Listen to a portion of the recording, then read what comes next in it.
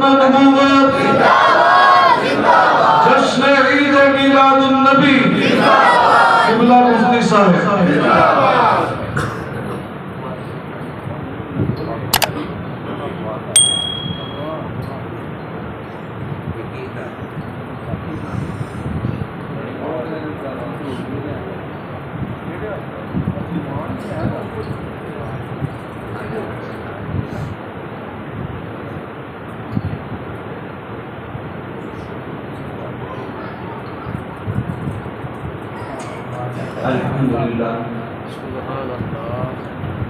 الحمدللہ رب العالمین، والصلاة والسلام علی سید الانبیاء والمرسلین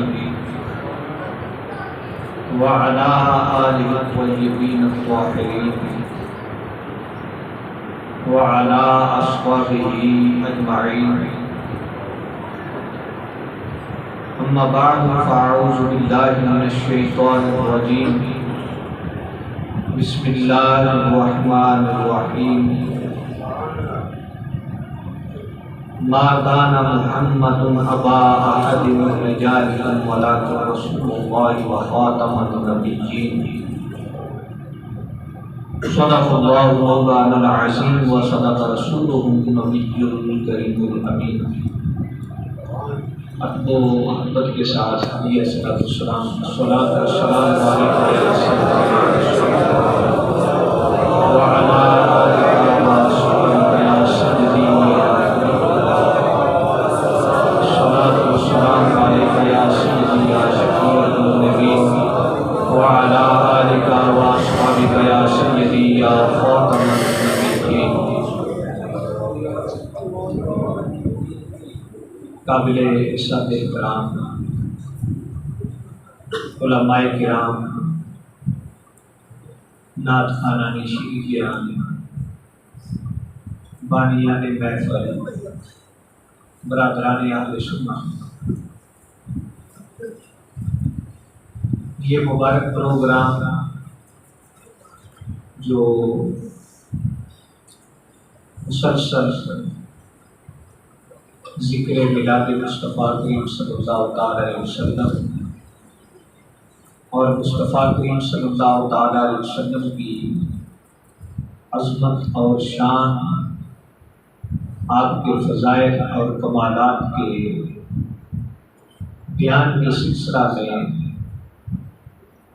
مسلسل 12 روزہ سالانہ انعقاد پذیر ہوتے ہیں، ان میں سے ہے۔ اور آپ حضرات روزانہ آپ صلی اللہ علیہ وسلم کے ذکر سے مستفید ہوتے ہیں۔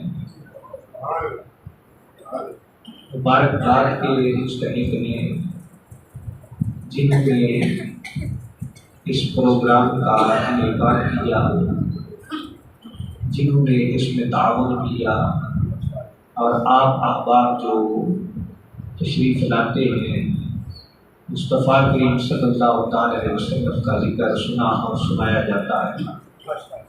اللہ تعالیٰ سب کی سجدہ لیلہ اپنی بارگاہ میں قبول و منظور فرمائے۔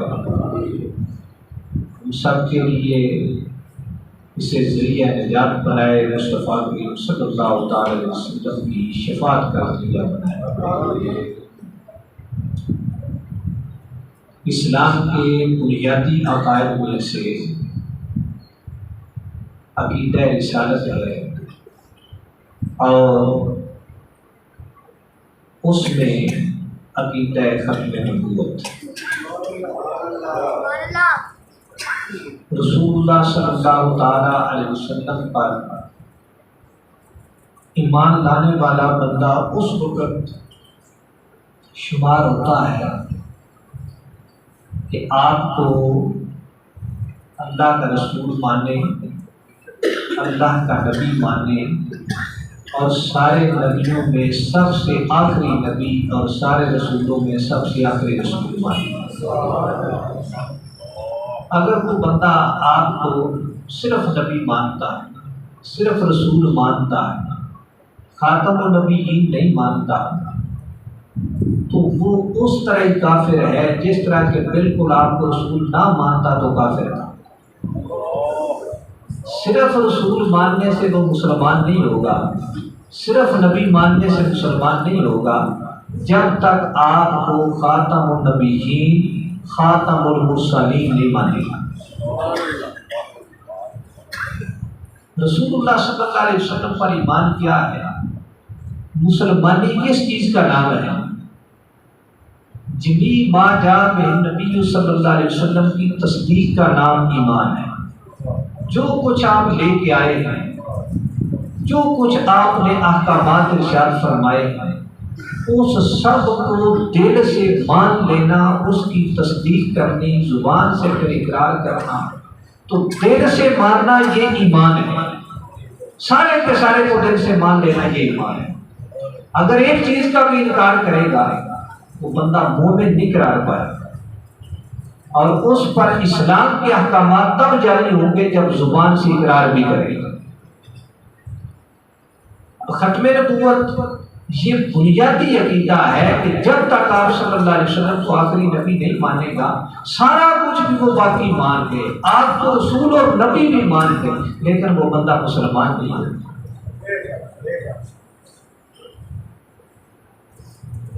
اب اس عقیدے کا تقاضا ہے کہ آپ صلی اللہ تعالی علیہ وسلم کے زمانہ میں بھی اور کوئی نبی نہیں، آپ کے بعد بھی کوئی نبی آج تک نہیں آیا، قیامت تک نہیں آئے گا اور آ سکتا بھی نہیں، دائرہ امکان میں نہیں ہے، ممکن ہی نہیں ہے کہ کوئی اور آ سکتا۔ یہ عقیدہ ائمہ اہل سنہ نے اپنی کتب عقائد کے اندر ارشاد فرمایا۔ امام فضل اللہ پشتی جو مصحف سنہ کے شارح اور عقائد کی بہت ہی معتبر کتاب المعتمد فی المعتقد کے مصنف، جن کے متعلق امام ربانی حضرت مجدد الفسانی مکتوبات شریف کے اندر ارشاد فرماتے ہیں کہ علامہ طور پشتی کا رسالہ عقائد پہ مشتمل، اس کو پڑھا کرو، وہ بہت معتبر ہے، جس کی توصیف امام ربانی فرمائے۔ آج تک ائمہ اہل سنت کے اندر معتبر، وہ فرماتے ہیں کہ ہر کس کے گویت بعد از بین نبی دیگر بود، یا ہست یا خواہد بود، و ہر کس کے گویت امکان دارت کے باشد کافر است این است شرط درستی ایمان بخاتم انبیاء صلی اللہ تعالی علیہ وسلم۔ اب فرماتے ہیں کہ جو بندہ یہ کہے کہ آپ صلی اللہ علیہ وسلم کے بعد کوئی نبی ہوا ہے یا اب ہے یا قیامت تک ہوگا یا ہو سکتا ہے، ممکن ہے، آ سکتا ہے، اگرچہ آئے گا نہیں، یہ بات کرے، آپ فرماتے ہیں وہ بندہ کافر ہے۔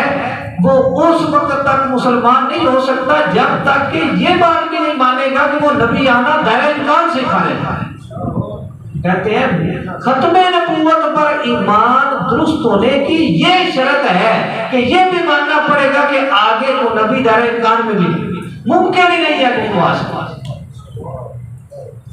اب اس پر قرآن و سنت کے دلائل بے شمار دلائل ہیں، 100 سے زائد آیات کریمہ ہیں جن سے ختم نبوت ثابت ہے، احادیث کا تو شمار ہی نہیں، اور اقوال ائمہ، عقائد کی، تفاسیر کی، احادیث کی کوئی کتاب اس عقیدے کے بیان اور اس کے دلائل سے خالی نہیں ہے۔ اور علماء کرام سے آپ شروع سے اس عقیدہ کی وضاحت سنتے چلے آ رہے ہیں، اس کی اہمیت بھی اور اس کی حقیقت بھی، اس کی وضاحت بھی، آپ بخوبی اس بات کو آگے سنتے آ رہے ہیں۔ تو اسی سلسلہ میں انہی باتوں کو تازہ کرنے کے لیے اور مزید تاکہ ذہنوں کے اندر انجلا ہو، مزید روشنی ہو، مزید رب تعالیٰ کا نور ہمیں عطا فرمایا جائے، اس سلسلہ میں کچھ گزارشات پیش کروں گا۔ اگرچہ آیات مقدسہ ختم نبوت کے بیان پر 100 بلکہ اس سے بھی زائد ہے، لیکن جو بالکل واضح اور صریح آیا مقدسہ ہے وہ ہے جو میں نے خطبہ کے اندر تلاوت کی ہے۔ رب تعالیٰ ارشاد فرماتا ہے ما کان محمد ابا احد من رجالکم، محمد صلی اللہ تعالی علیہ وسلم تمہارے مردوں میں سے کسی کے باپ نہیں، بلکہ رسول اللہ، لیکن وہ اللہ کے رسول ہیں، وخاتم النبیین، اور سب نبیوں میں سے پچھلے، سارے نبیوں میں سے آخری، وہ سب سے آخری نبی ہے۔ اب یہ جو آیا مقدسہ ہے، شان نزول کیا ہے، آیا مقدسہ کا مطلب کیا ہے، اس کی تفسیر کیا ہے، اس بات کو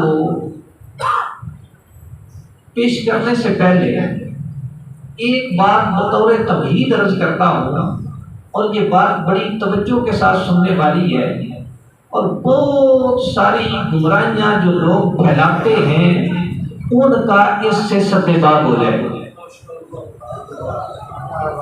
آپ دیکھتے ہیں کہ جو بندہ بھی اٹھتا ہے اپنی گمراہی کا سلسلہ جاری کرتا ہے، دعویٰ یہ کرتا ہے کہ میرا مذہب، میرا موقف، میرا نظریہ قرآن سے ثابت ہے، حدیث سے ثابت ہے، قرآن کا نام لیتا ہے، ایتیں بھی قرآن کی پڑھے گا، لیکن ان کا مطلب، ان کی تشریح من مانی کرے گا۔ تو سب سے پہلے میں یہ عرض کرنا چاہتا ہوں کہ قرآن کریم کی تفسیر کے لیے اصول کیا ہے، کس انداز سے قرآن کی شرح کرنی ہے، آیت کی تفسیر کرنی ہے، اس کے لیے قواعد و ضوابط کیا ہے۔ جو ہمارے ائمہ نے قواعد و ضوابط بیان فرمائے، سب سے پہلا اصول یہ ہے کہ قرآن کی آیت کی تفسیر قرآن کی آیت سے کی جائے، کہ رب تعالیٰ کا فرمان، رب تعالیٰ کا ارشاد، اس کی وضاحت بھی اللہ کے ہی فرمان سے کی جائے۔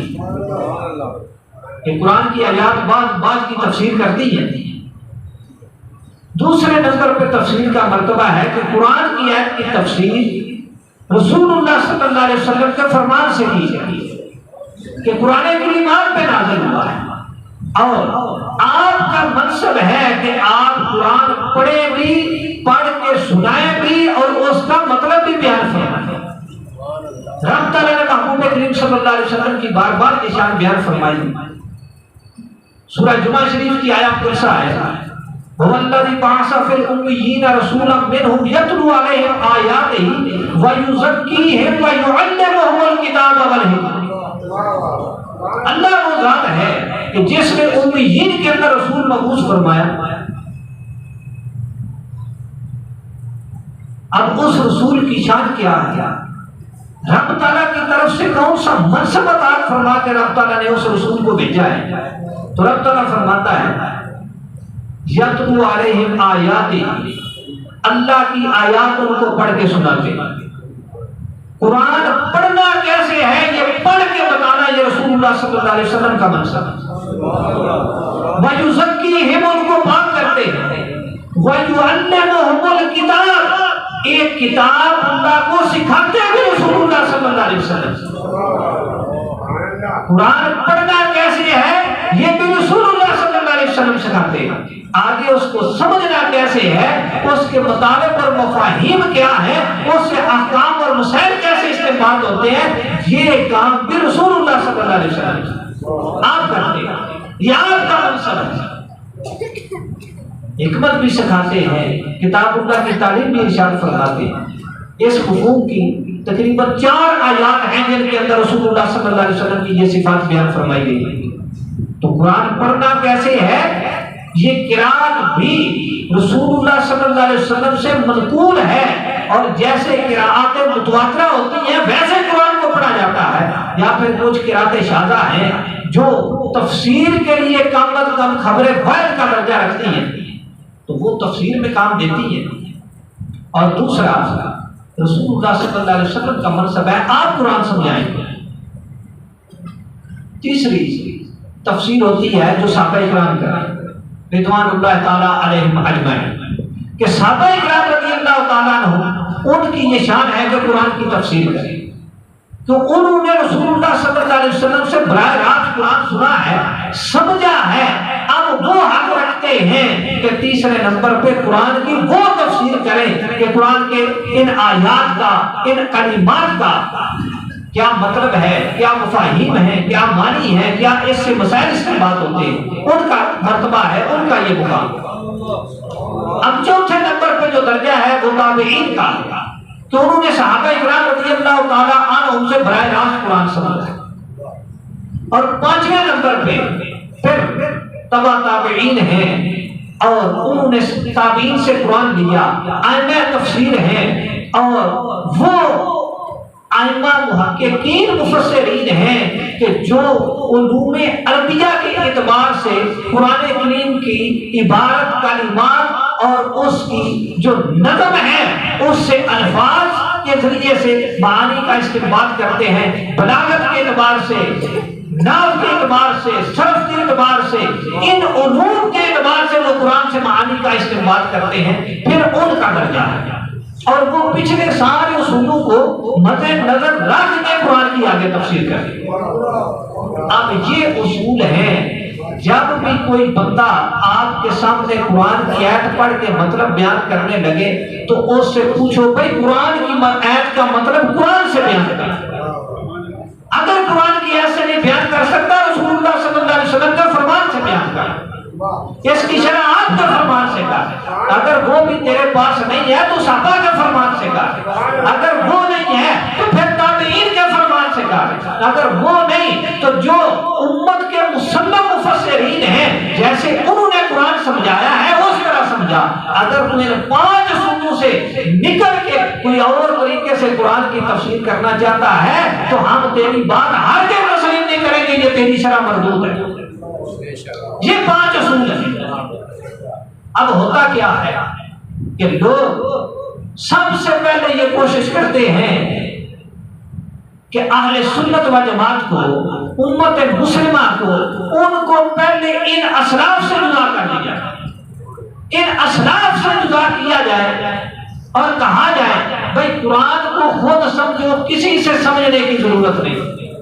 تو یہ گمراہی کا پہلا رینا ہے کہ جن اصولوں سے قرآن سمجھنا تھا اس سے پہلے جو ہے وہ جدا ہو. حضرت امام اہل سنت شاہ احمد رضا خان فاضل بریلوی علیہ السلام آپ فتاوی رضویہ کے اندر ارشاد فرماتے ہیں کہ عوام کے لیے ہادی اور مرشد یہ علماء کی کلام ہوتا ہے.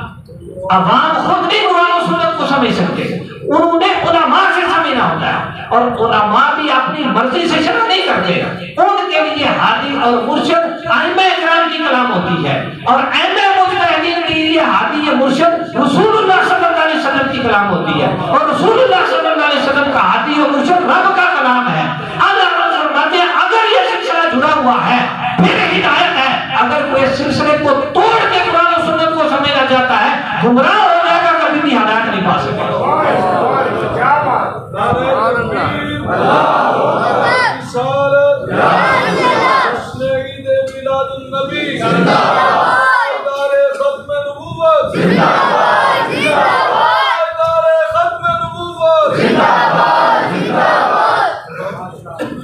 اس لیے عرض کرنے کا مقصد یہ ہے کہ اس وقت بڑا پرفتن دور ہے. انٹرنیٹ پہ ہر ایرا گیرا اپنی واہیات وہ بیان کرتا ہے, اپلوڈ کرتا ہے, لوگ سنتے ہیں, اپنے نظریات اپنے عقائد کو خراب کر بیٹھتے ہیں.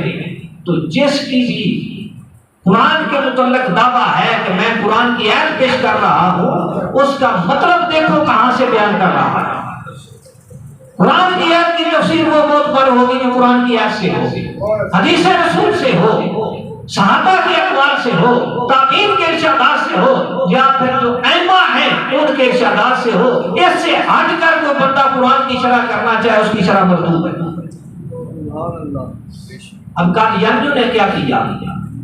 وہ بھی اسی ایپ سے مرزے کی نبوت ثابت کرتے ہیں۔ وہ کہتے ہیں کہ خاتم النبیین کا مطلب ہے نبیوں کی مہر،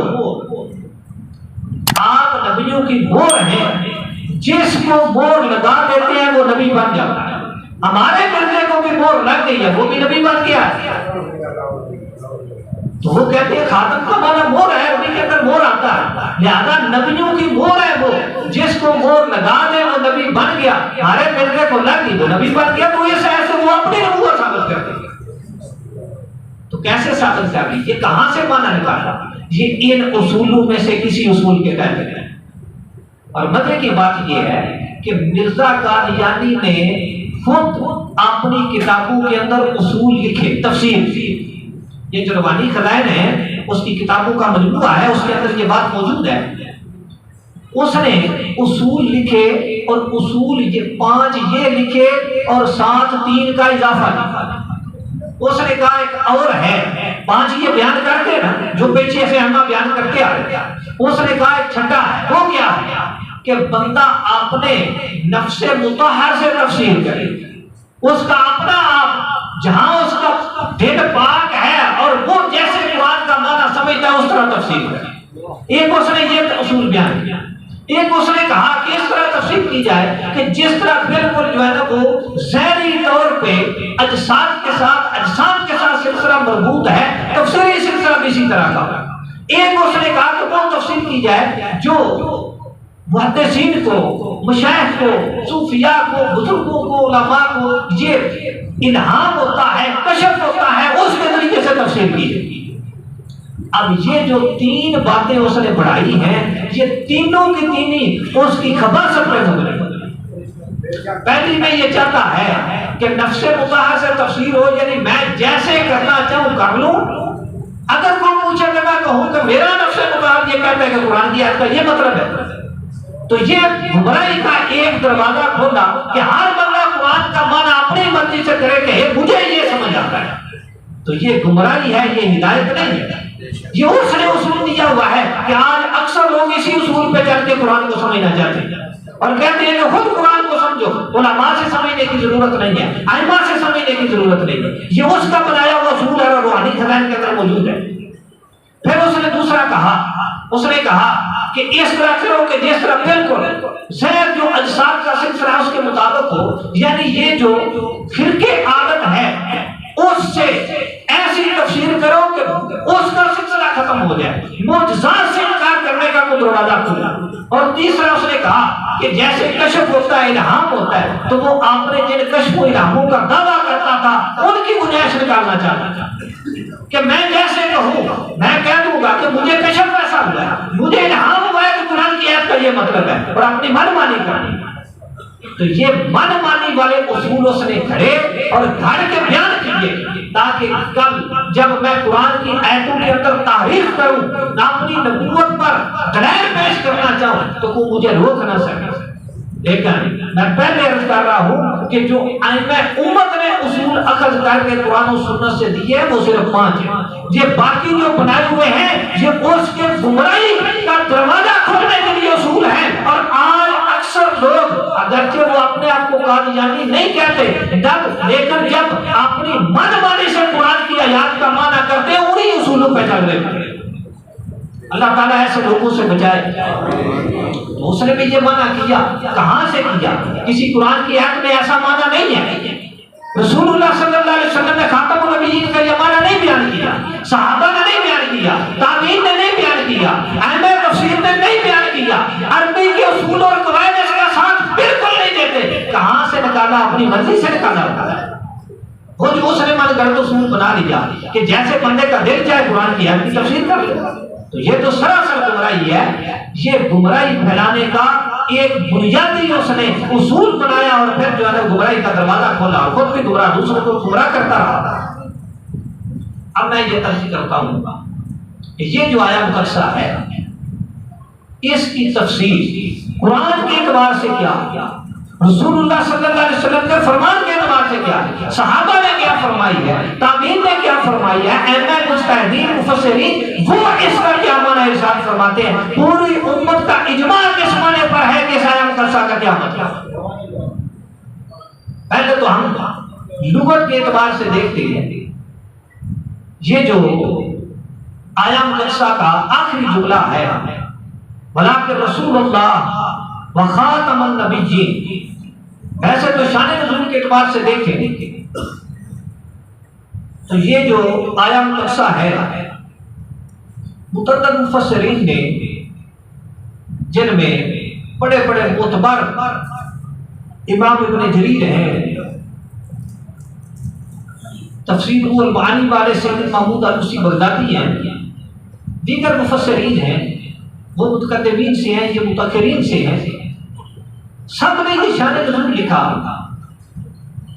کہ حضرت زید بن حارثہ رضی اللہ تعالی عنہ رسول اللہ صلی اللہ علیہ وسلم نے ان کو اپنا متبنہ بنایا ہوا ہے، ان کو اپنا بیٹا قرار دیا تھا، اور عرب کے اندر یہ دستور تھا کہ جس کسی کو کوئی اپنا بیٹا قرار دے لیتا تھا، حقیقی بیٹے والے سارے احکام اس پہ جاری ہوتے تھے، وہ اس کا وارث بھی بنتا تھا، جس طرح حقیقی بیٹا ہوتا ہے بالکل اسی طرح کے اس کے حقوق ہوتے تھے، اور اس کی بیوی کے ساتھ جس نے وہ بیٹا بنایا ہے وہ فوت ہو جائے تو اس سے نکاح بھی نہیں کر سکتا تھا، جس طرح کسی کا حقیقی بیٹا ہو اور اس کی حقیقی بہو ہو تو بیٹا فوت ہو جائے یا طلاق دے جائے تو بیٹے کا باپ اس سے نکاح نہیں کر سکتا، تو یہی حکم وہ لگاتے تھے اس وقت۔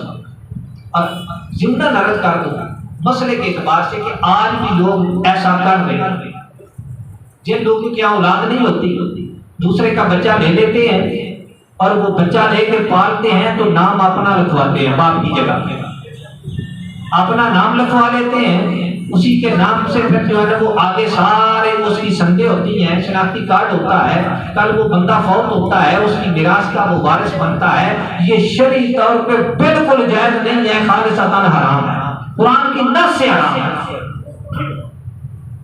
رب تعالیٰ نے اسے منع فرمایا، پہلے یہ تھا لیکن رب تعالیٰ نے اس سے منع فرما دیا کہ ان کو ان کے باپوں کی طرف منسوب کر کے بلاؤ۔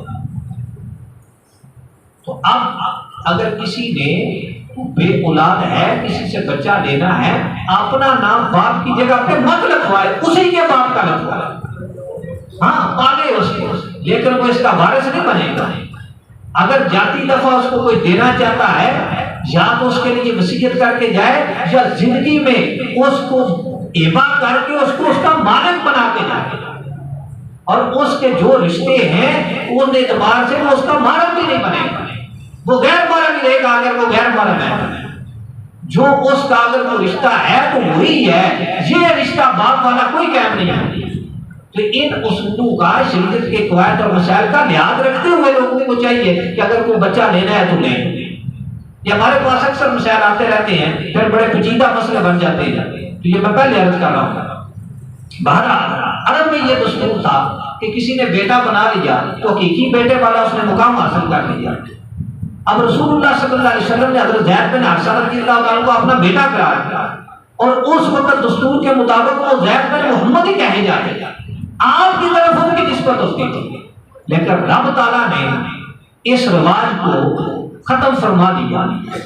قرآن کریم کے اندر بھی حکم ارشاد فرما دیا کہ اللہ تعالیٰ نے تمہارے یہ جو منہ بولے بیٹے ہیں ان کو حقیقی بیٹے نہیں بنایا، اور یہ بھی ارشاد فرما دیا کہ ادعوہم لآبائہم، ان کو ان کے باپوں کی طرف منسوب کر کے بلاؤ، جو ان کے اصل باپ ہیں، جنہوں نے ان کو بیٹا بنایا، متمنا بنایا، ادھر منسوب نہ کرنا۔ جب یہ آیت قصہ نازل ہوئی تو اب صحابہ کرام نے زید بن محمد کی جگہ انہیں زید بن حارثہ کہنا شروع کیا۔ اب یہ قول کے اعتبار سے تو رب تعالیٰ کا حکم آ گیا، لیکن عملی طور پہ رب تعالیٰ نے محبوب کریم صلی اللہ تعالی علیہ وسلم سے اس غلط رسم کا سد باب کروایا کہ حضرت زید بن حارثہ رضی اللہ تعالی عنہ ان کے نکاح میں حضرت سیدہ زینب رضی اللہ تعالی عنہا رسول اللہ صلی اللہ علیہ وسلم کی پھپھی جان، آپ کی پھپھی کی بیٹی تھی۔ حضرت زید بن حارثہ رضی اللہ تعالیٰ عنہ اور حضرت سیدہ زینب رضی اللہ تعالیٰ عنہ آپس میں اختلاف ہو گیا. حضرت زید رضی اللہ تعالیٰ عنہ نے طلاق دے دی. رب تعالیٰ نے رسول اللہ صلی اللہ علیہ وسلم کا نکاح حضرت زینب رضی اللہ تعالیٰ عنہ سے فرمایا. اور یہ قرآن کریم کی آیت ہے اور یہ آپ صلی اللہ علیہ وسلم کا یہ وہ نکاح مبارک ہے کہ جس کے متعلق رب تعالیٰ ارشاد فرماتا ہے زوجناکہا، ہم نے آپ کا نکاح ان سے کر دیا. یہ خود رب تعالیٰ نے کیا، یہ خود رب تعالیٰ نے کیا. قرآن کے اندر ذکر ہے، اس نکاح کا بھی ذکر ہے. اور حضرت زید بن حارثہ رضی اللہ تعالیٰ عنہ جن کو پہلے زید بن محمد کہا جاتا تھا اب زید بن حارثہ کہا جانے لگا. اور شاید ان کی دلجوئی کے لیے رب تعالیٰ نے حضرت زید کے نام کا ذکر قرآن میں فرمایا.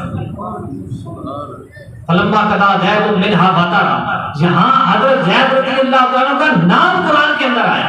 کسی صحابی کا نام قرآن کے اندر نہیں ہے حضرت زید رضی اللہ تعالیٰ. اتنے صحابہ ہیں جنہیں لوگ کر رسالہ، لیکن کسی اور صحابی رسول کا نام قرآن کے اندر نہیں ہے حضرت زید بن حارثہ رضی اللہ تعالیٰ.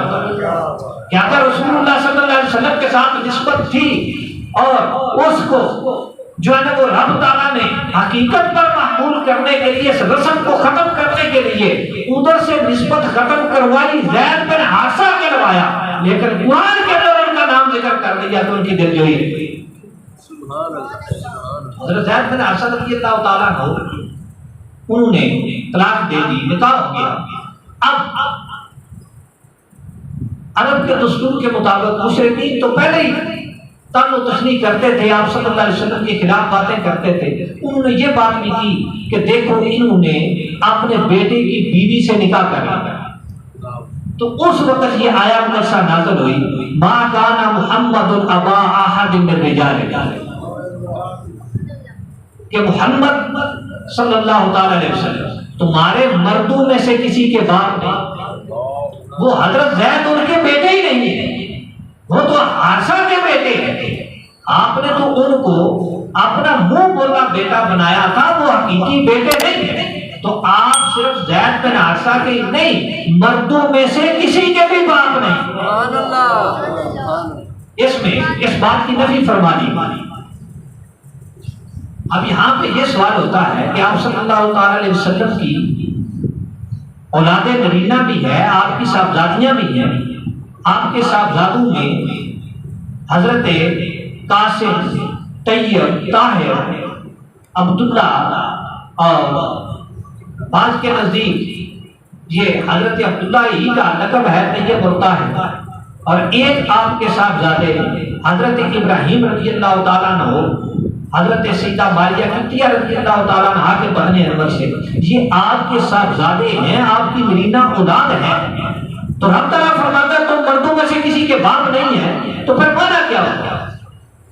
تو اس کا جواب مفسرین ارشاد فرماتے ہیں کہ رب تعالیٰ نے فرمایا ہے ما کان محمد ابا احد من رجالکم، تمہارے مردوں میں سے کسی کے باپ نہیں.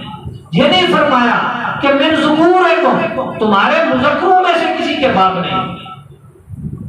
مرد کہتے ہیں، رجل کہتے ہیں عربی میں. یہ شروع میں جو درسیات پڑھتے ہیں اور بچوں کو پتا ہے کہ ذکر من بنی آدم تجاوز عن حد الصغر الى الكبر، کہ اولاد آدم میں اس مذکر کو مرد کہا جاتا ہے جو بچپنے کی حالت سے نکل کر اوپر جوانی اور اس سے بڑی عمر کی طرف چلا گیا. تو جوانی اور جو بڑی عمر کی طرف پہنچ گیا ہے، مرد کا اطلاق، رجل کا اطلاق اس وقت بندے پہ ہوتا ہے. جب وہ بچہ ہوتا ہے اس وقت اس پر رجل کا اطلاق نہیں ہوتا، نہ اس کو رجل کہا جاتا. تو رب تعالیٰ نے رجال کی نفی کی یا ذکور کی نفی نہیں کی ہے. آپ صلی اللہ علیہ وسلم کے صاحبزادوں میں سے کوئی بھی اس عمر تک نہیں پہنچا کہ وہ رجل کی حالت تک پہنچتے. بچپن میں ان کے مثال ہو گئی. اور اس مثال ہونے میں بھی حکمتیں یہ تھی کہ آپ صلی اللہ علیہ وسلم چونکہ آخری نبی ہیں، آپ کے بعد کو نبی نہیں آنا. اگر آپ کے صاحبزادگان وہ حیات ہوتے تو پھر دو ہی صورتیں تھیں، یا وہ نبی ہوتے یا نبی نہ ہوتے. اگر نبی ہوتے تو ختم نبوت جاتی تھی، اگر ہوتے تو پھر پچھلے انبیاء کرام علیہ السلام، اگر نہ ہوتے تو ان کے بیٹے تو نبی ہوتے تھے، پھر ان کی شان کا اس معاملے میں زیادہ ہونا کام آتا تھا، رب تعالیٰ نے محبوب کے صاحبزادوں کو بچپن میں اٹھا لیا ہے کہ رسول اللہ صلی اللہ علیہ وسلم کی ختم نبوت قائم ہے۔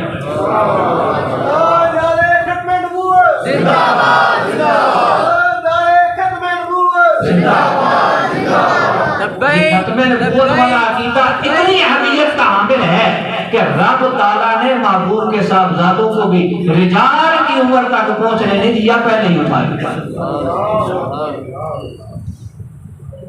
اب اگلا جملہ ہے وَلَٰكِن رسول اللہ وَخَاتَمَ النَّبِيِّينَ۔ عربی کی اعتبار سے یہ جو لاکن ہے یہ اس لیے آتا ہے کہ پیچھے کوئی بات ہوئی ہے، اس میں سے کوئی وام نکلا، اس وام کو دور کرنے کے لیے آگے لاکن کے ساتھ کلام لائی جاتا ہے۔ تو اب یہ جو فرمایا کہ تمہارے مردوں میں سے کسی کے باپ نہیں ہے، کس بات کا اگر کسی کو وام ہو سکتا تھا جس کو ختم کرنے کے لیے رب تعالیٰ نے یہ اگلا ارشاد فرمایا۔ جب باپ کی نفی کی تو باپ ہوتا ہے اپنی اولاد پر شفیق، مہربان، رحمت والا، تو جب باپ ہونے کی نفی کی گئی تو وام تھا کہ شاید پھر مہربان بھی نہ ہوں گے، تو رب تعالیٰ نے فرمایا ولیکن یہ وام نکال دو کہ وہ مہربان نہیں ہے، ولیکن رسول اللہ، وہ اللہ کے رسول ہیں، اور جو اللہ کا رسول ہے جسمانی طور پہ نہیں لیکن روحانی طور پہ وہ پوری عمر کے لیے شفیق اور باپ کی حیثیت رکھتا ہے۔ اس لیے ساتھ یہ وام نکالا کہ یہ نہ وام کرنا کہ اگر باپ نہیں ہے تو پھر شفقت بھی نہیں ہوگی، پھر رحمت بھی نہیں ہوگی، پھر مہربانی بھی نہیں ہوگی۔ مہربانی تو لاکھوں باپوں کی ان کی مہربانیوں پہ قربان ہے، مہربان تو اتنے ہیں وہ رحمت للعالمین، بلکہ رسول اللہ، لیکن وہ اللہ کے رسول ہیں، اور ساتھ صرف رسالت نہیں وخاتم النبیین، اور سب نبیوں میں سے آخری نبی ہیں، یعنی مہربانی وہ ہے کہ ان پر مہربانی ساری ختم ہو گئی، نبوت ان پہ ختم ہو گئی ہے، رسالت ان پہ ختم ہو گئی ہے، وہ سب سے بڑھ کر کائنات میں اپنی امت میں مہربان ہے۔ اب یہ جو آخری جملہ ہے وَلَٰكِن رسول اللہ وَخَاتَمَ النَّبِيِّينَ، اس پر تھوڑی سی میں گفتگو کرتا ہوں۔ ولیکن وہ تو استدراک کے لیے ہے، وہ عطف ہے، لیکن استدراک کے لیے ہے۔ یہ تو دو باتیں واضح ہوتی ہیں، رسول اللہ اس میں دلالت اللہ، یہ بھی اللہ کی ذات صفات اس کے متعلق ہر مسلمان جانتا ہے۔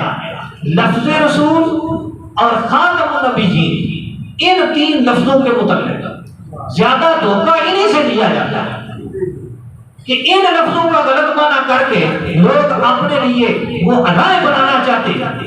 رسول کون ہوتا ہے؟ رسول کی تعریف ہمارے علماء نے کتابوں کے اندر یہ ارشاد فرمائی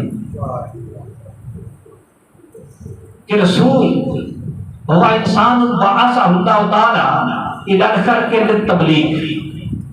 یہ نبی کی تعریف کی جاتی ہے کہ نبی وہ انسان ہے جس کو اللہ تعالی مخلوق کی طرف اپنے احکامات پہنچانے کے لیے بھیجتا ہے۔ اب بعض کے نزدیک رسول اور نبی ایک ہی ہے، لیکن جمہور کا مطلب یہ ہے کہ رسول نبی سے ایک خصوصیت رکھتا ہے، وہ یہ ہے کہ رسول کو ساتھ کتاب بھی عطا فرمائی جاتی ہے۔ نبی کے لیے کتاب ہونا ضروری نہیں، وہ دوسرے رسولوں پر اتری ہوئی کتاب کے احکامات اپنی امت تک پہنچاتا ہے، لیکن رسول کو کتاب عطا فرمائی جاتی ہے۔ اب اس پر بھی سوال ہے کہ کتابیں وہ چار ہیں، تورات ہے، زبور ہے، انجیل ہے، قرآن مقدس ہے، اور کچھ صحائف ہیں، کچھ حضرت ابراہیم علیہ السلام پہ اترے، کچھ چند انبیاء کرام علیہ السلام وہ ہیں ان پر اترے، اور رسول 313 ہیں۔ کتابیں تھوڑی ہیں، رسولوں کی تعداد زیادہ ہے، تو پھر ہر رسول کے لیے کتاب کیسے ہوئی؟ تو آئمہ اس کا جواب دیتے ہیں کہ رسول کے لیے کتاب چاہیے، ہاں وہ ایک ہی کتاب رب تعالیٰ بار بار ایک رسول کی طرف اتار، تو وہ ایک ہی کتاب کئی رسولوں پر اتار دی گئی اور اسی کتاب پر وہ عمل کرتے رہے۔ تو رسول کے لیے کتاب ہوتی ہے، اس کے اندر رب تعالیٰ کے احکامات ہوتے ہیں، وہ امت تک پہنچاتا ہے۔ وخاتم النبیین، اب آخری دو کلمے ہیں خاتم النبیین۔ یہاں پر پہلی بات تو یہ ہے کہ قرآن کریم کی متعدد قراتیں، اس مقام پر دو قراتیں، خاتم النبیین بھی ہے اور خاتم النبیین، تا پر زبر کے ساتھ خاتم اور تا پر زیر کے ساتھ خاتم، دونوں قراتیں۔ زیادہ تر قرات یہ قاریوں کے اعتبار سے خاتم خاتم صرف دو قاریوں کی قرات ہے، ایک وہ قرات جو ہمارے ہاں رائج ہے امام عاصم کوفی کی، ہم انہی کی قرات کے مطابق قرآن پڑھتے ہیں، اس لیے ہم خاتم النبیین پڑھتے ہیں، اور ایک امام حسن کی قرات ہے۔ یہ دو قراتیں متواتر ہیں اور خاتم ہیں، باقی قاریوں کی قراتیں خاتم۔ اب خاتم ہو یا خاتم ہو معنی کیا ہے؟ عربی لغت دیکھیں، عربی لغت کی مشہور کتابیں ہیں جو بڑی بڑی ہیں، لسان العرب ہے 17-18 جلدوں کے اندر ہے، تاج العروس ہے تقریباً اتنی جلدیں ہیں، ان کے علاوہ معتبر کتابیں ہیں، القاموس ہے، سیاہ ہے، اور خصوصی طور پہ جو قرآن کی لغت ہے علامہ راغب طباخ اسفانی علیہ رحمہ کی المفردات، وہ آئی صرف قرآن کی لغت اور بہت بہترین کتابیں ہیں، اور بھی لغت کی کتابیں ہیں، ان ساری کتابوں کے اندر ان لفظوں کے معنی کو ڈھونڈ کے لائیں تو وہ ایک معنی نکلتا ہے کہ خاتم اور خاتم دونوں کا معنی ہوتا ہے یہ جو انگوٹھی کے اوپر نگینہ ہوتا ہے نا اس کو کہتے ہیں، یہ انگوٹھی کا نگینہ نہیں ہوتا اس کو کہتے ہیں، جس پر بعد نے نام بھی لکھوایا ہوتا ہے۔ دوسرا معنی خاتم اور خاتم اس کا ہوتا ہے خود انگوٹھی پوری انگوٹھی۔ تیسرا معنی ہے کہ خاتم اور خاتم اس کو کہتے ہیں کہ جس کی طرف اس کی اضافت اور نسبت ہو اس میں سے آخری، مثلا خاتم القوم، قوم کا آخری بندہ، یا خاتم القوم ہو تب بھی قوم کا آخری بندہ، کسی بھی طرف نسبت کریں اضافت کریں تو اس قوم سے اس مجموعے میں سے جو آخری فرد ہے اس کو کہتے ہیں۔ یہ تیسرا معنی ہے۔ چوتھا معنی ہے لغت عرب کے اندر خاتم اور خاتم کا گھوڑے کے پاؤں پر بعض اوقات سفیدی ہوتی ہے، گھوڑوں کے پاؤں سفید بھی ہوتے ہیں، گھوڑے کا پاؤں سفید ہو تو سفیدی کو بھی کہتے ہیں۔ پانچواں معنی ہے کہ یہ بندے کی گردن کے پیچھے یہ جو گدی ہوتی ہے نا بعض لوگوں کو گڑا سا ہوتا ہے، اس گڑے کو بھی کہتے ہیں خاتم اور خاتم۔ پانچواں معنی یہ ہے کہ خاتم صرف اس کا معنی ہے ختم کرنے والے، کسی چیز کو ختم کر دینے والے۔ اور چھٹا معنی ہے خاتم، اس کا صرف وہ ہے کہ جب مور لگائے کسی چیز پر تو ایک مور کا نقش بن جاتا ہے، ایک تو وہ ہے نا آلہ جس کے ساتھ مور لگاتے ہیں، ایک وہ ہے جب مور لگائی تو وہ جو ٹھپا تھا وہ نقش تھا وہ جو کاغذ پہ اتر آیا اس کو کہتے ہیں۔ اب لغت کے اندر ساری نقطے کھنگال کے لائیں تو یہ معنی نہیں پڑے گی۔ اب ہم دیکھتے ہیں کہ ایت کے اندر کون سا معنی ہو سکتا ہے۔ ایک عربی کے اندر اصول ہے اور یہی فقہ کا بھی اصول ہے کہ جب تک لفظ اپنے حقیقی معنی میں استعمال ہو سکتا ہو اس کو مجازی معنی میں استعمال نہیں کرتے۔ حقیقی معنی وہ ہوتا ہے کہ جس کے لیے لفظ بنانے والے نے سب سے پہلے لفظ کو وضع کیا ہے، بنایا، وہ اس کا حقیقی معنی۔ ایک مجازی معنی ہوتا ہے کسی مناسبت کی وجہ سے وہ دوسرے معنی میں استعمال ہوتا ہے۔ مثلا شیر کا حقیقی معنی وہ جانور ہے جو جنگل میں ہوتا ہے، دھاڑتا ہے، چیرتا پھاڑتا ہے، لیکن کوئی بندہ بہادر ہو تو اس کو بھی شیر کہہ دیتے ہیں، یہ مجازن کہتے ہیں۔ بہادری والا وصف اس کے ساتھ مشترک ہو گیا اس وجہ سے۔ اب مجازی معنی کسی کرینے سے لیا جاتا ہے، حقیقی معنی استعمال کے اندر اصل ہوتا ہے، جب تک لفظ حقیقی معنی پر معمول ہو سکے اس کو مجاز پر معمول نہیں کیا جاتا۔ یہ اصول ہے اور ساری کتابوں کے اندر یہ متفق علیہ اصول موجود ہے۔ اب پہلا معنی دیکھیں گے، انگوٹھی کا نگینا، ایت کے اندر یہ حقیقی معنی پہ معمول کرے، یہ معنی نہیں مراد لیا جا سکتا۔ پھر تو معنی بنے گا کہ نبیوں کی انگوٹھی کا نگینا، تو انگوٹھی تو وہ ہوتی ہے تو انگلی پہ پہنی جاتی ہے، تو وہ حقیقی معنی کے اعتبار سے معنی مراد نہیں ہو سکتا۔ مجاز پہ معمول کریں گے تو مجاز تو تب بنے گا وہ حقیقی معنی بن نہ سکتا، ابھی تو اور حقیقی معنی موجود ہے۔ دوسرا، وہ تو انگوٹھی لے وہ بھی نہیں بن سکتا، تو وہ بھی حقیقی معنی پہ معمول نہیں کر سکتا۔ تیسرا معنی ہے ختم کرنے والا، یہ حقیقی معنی پہ معمول ہو سکتا ہے۔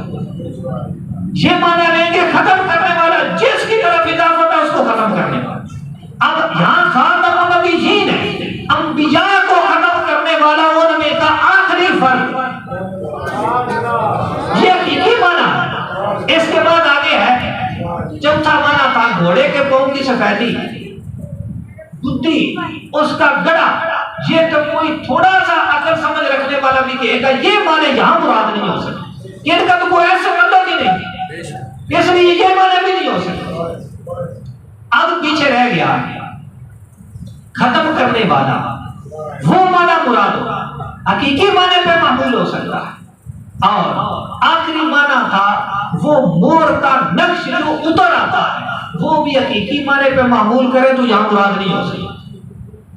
اب جتنے معنی اس کے ہیں ان میں سے جو حقیقی معنی لیا جا سکتا ہے وہ ایک تو یہ لیا جا سکتا ہے کہ انبیاء میں سے سب سے آخری، اور ایک یہ لیا جا سکتا ہے کہ انبیاء کو ختم کرنے والا۔ یہ لغت عرب کا تقاضا ہے، یعنی کلام عرب کی جو لغت ہے جو اس کا تقاضا ہے کہ اس کا یہ معنی بن سکتا ہے اور وہ معنی ہو ہی نہیں سکتا۔ یا اس کا معنی ہوگا کہ سارے نبیوں کو ختم کرنے والا، یا اس کا معنی ہوگا سب انبیاء میں سے سب سے آخری۔ اب ہم قرآن مجید فرقان حمید سے اس کا معنی لیتے ہیں کہ قرآن کے اندر اس کا معنی، تو میں نے پہلے عرض کیا کہ قراتیں دو قسم کی ہوتی ہیں، ایک قرات متواترہ ہے، ایک قرات شاذہ ہے۔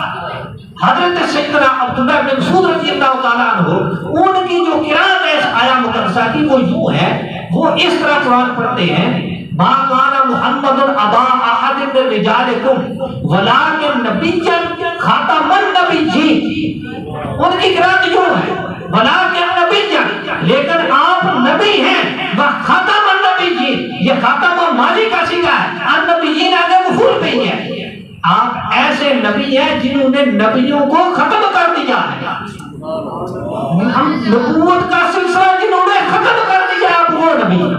اب خاتم النبیین کا معنی جو قرآن کی اسی آیت کی دوسری قرات ہے وہ خود مبین کر رہی ہے کہ اس کا مطلب ہے ایسے نبی جنہوں نے نبیوں کو ختم کر دیا جن کے بعد وہ نبی نہیں آئے۔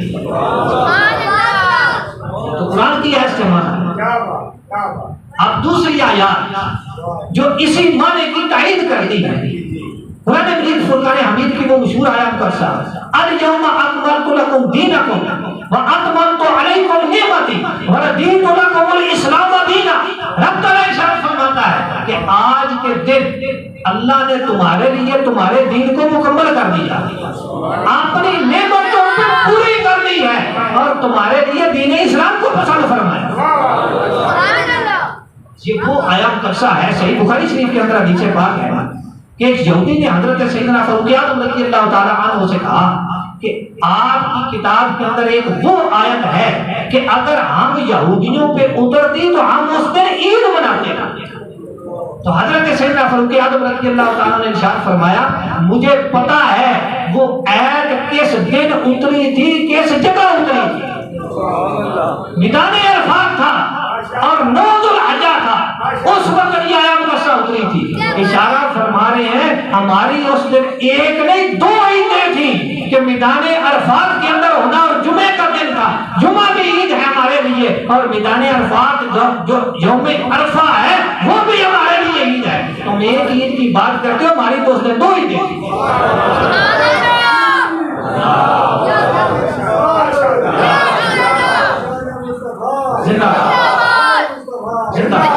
آج ہمیں لوگ کہتے ہیں کہ یہ عید میلاد النبی کہاں سے؟ عیدیں تو 2 ہیں، یہ فاروق اعظم سے پوچھو اور بخاری شریف پڑھو، وہ کہتے ہیں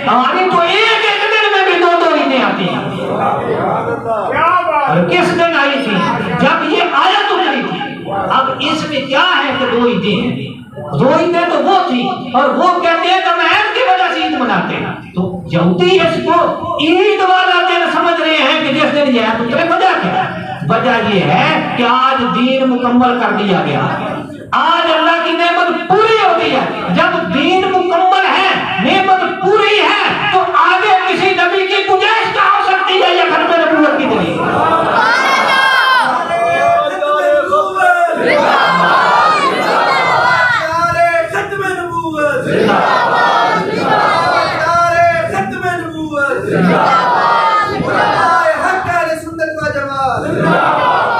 جب دین مکمل ہے، اللہ کی نعمت پوری ہے، اور دین بھی دین اسلام نے اپنے پسند فرمایا ہے، اور وہ دین اللہ کو پسند نہیں ہے، اور وہ دین کی بات باقی پیچھے رہی نہیں ہے۔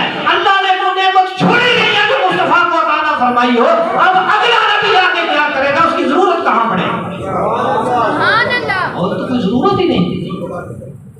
یہ قرآن کی ہے، اسی آیا مقدسہ کی تفسیر اور تائید کر لے گا۔ اس طرح کی 100 آیات ہیں، چونکہ وقت تقریباً ختم ہی ہو گیا ہے، میں برکت کے لیے 1-2 حدیث پاک ذکر کر کے اپنے بیان کو ختم کرتا ہوں۔ رسول اللہ صلی اللہ تعالی علیہ وسلم نے اس کا کیا معنی بیان کیا؟ کتب حدیث کے اندر، سیاہ ستہ کے اندر، ابو داؤد شریف، ترمذی شریف، اس کے اندر بھی موجود ہے، مشکاۃ شریف کے اندر بھی، دیگر کتب حدیث کے اندر رسول اللہ صلی اللہ تعالی علیہ وسلم نے ارشاد فرمایا: لا تقوم الساعة حتى يبعث الدجالون كذابون۔ اس وقت تک قیامت قائم نہیں ہونی جب تک کہ جھوٹے دجال نہیں بھیجے جائیں۔ جھوٹے ہوں گے، دجال ہوں گے، یزعمون انہم، یعنی یزعمون کلہم انہم نبی، اور کما قال نبی صلی اللہ علیہ وسلم، ہر ایک یہ گمان کرے گا کہ وہ اللہ کا نبی ہے، ہر ایک یہ دعویٰ کرے گا کہ وہ اللہ کا نبی ہے۔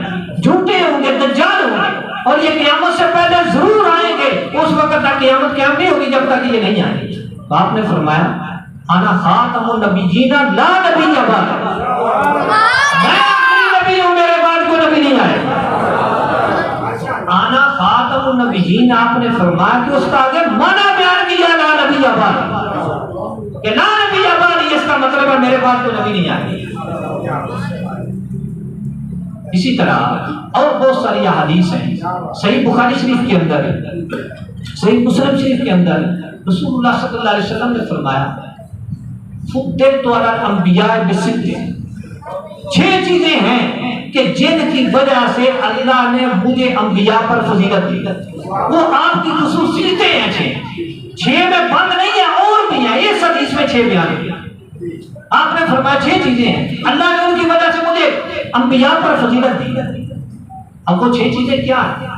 آپ نے فرمایا: اوتی تو جوامع الکلم، مجھے جوامع الکلم عطا فرمایا۔ کلام تھوڑی آپ فرماتے ہیں، معانی کا سمندر ہوتا ہے، ایک ایک جملے کے اندر ہزار مسائل بیان فرما دیے جاتے ہیں۔ ایسی جامع کلام آپ فرماتے ہیں اللہ نے مجھے عطا فرمائی ہے، یہ انبیاء میں سے کسی کو شان نہیں دی۔ اوتی تو جوامع الکلم ونصرت بالرعب، اللہ نے رعب سے میری مدد کی ہے۔ اور بخاری شریف کی ایک حدیث ہے، اس میں ہے نصرت بالرعب مسیرۃ الشہر، کہ پورے مہینے کی مسافت تک میرا رعب دشمنوں پر چھایا رہتا ہے، رعب سے آپ کی مدد ہے۔ اور تیسرا آپ نے فرمایا: وَأُحِلَّتْ لِيَ الْغَنَائِمُ، اللہ نے میرے لیے مال غنیمت کو حلال فرمایا۔ یہ مال غنیمت بھی پہلے کسی انبیاء اور کسی امت کے لیے حلال نہیں کیا، یہ بھی رسول اللہ صلی اللہ علیہ وسلم کی خصوصیت ہے۔ اور چوتھا: وَجُعِلَتْ لِيَ الْأَرْضُ مَسْجِدًا وَطَهُورًا، آپ نے فرمایا اللہ نے میرے لیے زمین کو مسجد بھی بنایا ہے اور پاک کرنے والی بھی بنایا ہے۔ جہاں بھی نماز کا وقت آئے، جگہ ظاہری طور پہ پاک ہو، آپ نماز پڑھ سکتے ہیں، وہ مسجد ہے۔ پہلے کسی نبی کو یہ شان نصیب نہیں ہوئی، ان کے لیے مخصوص جگہ تھی، وہاں جا کے نماز پڑھیں، لیکن پوری روح زمین رسول اللہ صلی اللہ علیہ وسلم کی مسجد ہے۔ اور صرف مٹی مسجد نہیں بلکہ طہور ہے، پاک کرنے والی ہے۔ اگر پانی نہیں، بندہ پانی کے استعمال پہ قادر نہیں، 12 سال بھی گزر جائے، اسی پاک پاک مٹی سے تیمم کرتا رہی ہے، اس کو پاک بھی کرتی رہی۔ مسجد امت پانچویں چیز آپ نے ارشاد فرمائی وَأُرْسِلْتُ إِلَى الْخَلْقِ كَافَّةً، مجھے رب تعالیٰ نے ساری مخلوق کے لیے رسول بنا کے بھیجا، رسالت ہمارا بڑی عطا فرمائی۔ اب یہ جملہ ارشاد فرمانے کے بعد آپ نے فرمایا وَخُتِمَ بِهِ النَّبِيُّونَ، مجھ پر اللہ نے انبیاء کے سلسلے کو ختم کر دیا۔ جب ساری کائنات کے ذرے ذرے کے لیے رسول مصطفیٰ کو بنا کے بھیج دیا ہے، تو آگے ختم نبوت نہیں ہونی تو اور ہونا کیا؟ آگے نبوت سے بھی ختم نبوت کا ہے۔ جب ساری کائنات کے لیے رسول تو آپ کو بنا کے بھیج دیا تو پھر پیچھے کسی کی گنجائش کہاں رہ جاتی ہے؟ نہ رکھی گل کے جوش حسن نے گلشن میں جا باقی چٹکتا پھر کہاں کوئی گنجا باغ رسالت کا۔ دعا ہے اللہ تعالیٰ مصطفیٰ کریم صلی اللہ علیہ وسلم کی سچی محبت و غلامی عطا فرمائے، اہل سنت و جماعت کے عقیدے پہ قائم رکھے، اسی پر موت عطا فرمائے، انہی میں ہمارا حشر فرمائے، اور جن لوگوں نے یہ انتظام کیا ان کی سجدہ جلیلہ اپنے بارگاہ میں قبول فرمائے۔ ہمارے